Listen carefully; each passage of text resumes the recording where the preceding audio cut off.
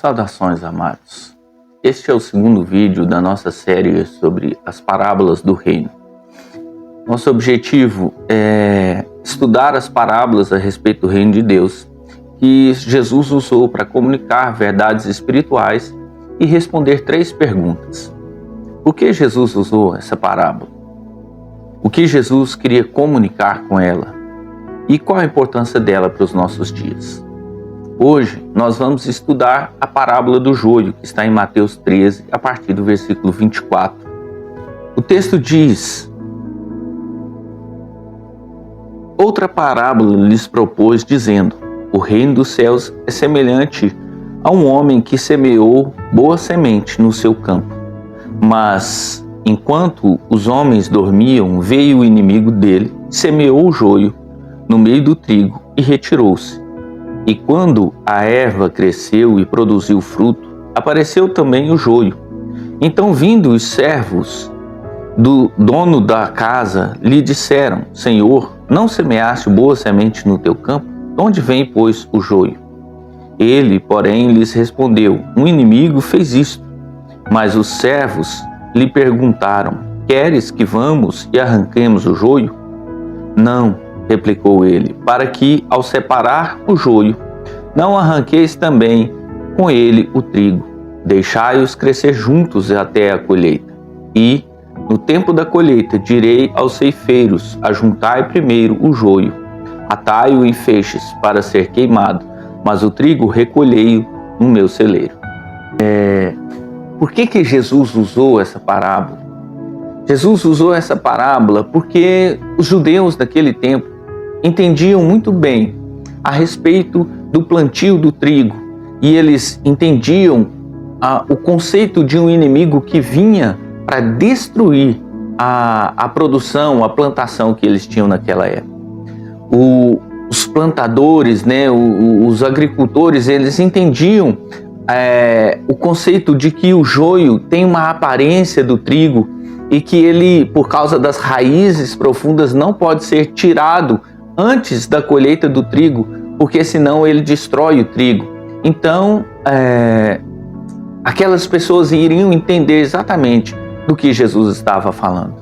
Mas o que Jesus realmente quis dizer com essa parábola? O próprio Jesus explica o que essa parábola significa a partir do versículo 36 em Mateus 13. Ele diz assim: então, despedindo as multidões, foi Jesus para casa, e chegando-se a ele os seus discípulos disseram: explica-nos a parábola do joio. E ele respondeu: o que semeia a boa semente é o filho do homem. O campo é o mundo. A boa semente são os filhos do reino. O joio são os filhos do maligno. O inimigo que semeou é o diabo. A ceifa é a consumação dos séculos, e os ceifeiros são os anjos.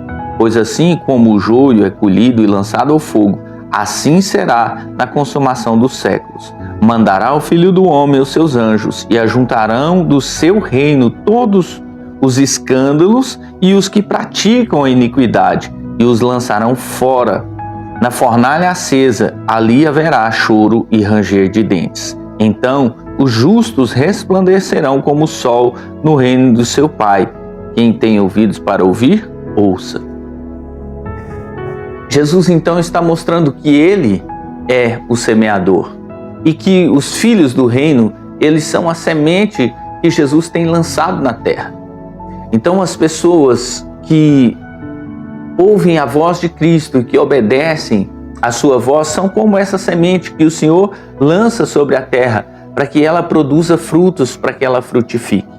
Mas da mesma forma que Jesus lançou a semente, o diabo também tem colocado no mundo aqueles que praticam a iniquidade, aqueles que fazem escândalos, aqueles que promovem a iniquidade, a prostituição, a avareza, e que essas pessoas, elas têm convivido no meio da boa semente, mas que vai chegar o tempo que eles vão ser punidos pelas suas faltas, e aqueles que obedeceram a Deus e que guardaram seus preceitos, esses serão colhidos pelo Senhor e passarão a desfrutar da presença eterna de Deus. Mas o que isso quer dizer, ou qual o proveito dessa palavra para os nossos dias? nós precisamos entender que nós estamos vivendo um tempo em que as pessoas têm multiplicado a sua iniquidade, que as pessoas têm semeado palavras, distorcido o evangelho, que o pecado ele tem entrado na moda, que as pessoas têm buscado satisfazer os seus prazeres. E que os que são filhos de Deus têm convivido no meio desse ambiente. Muitas vezes as pessoas até se frustram por causa dessa situação, mas se Deus é bom, por que a iniquidade tem se espalhado dessa forma?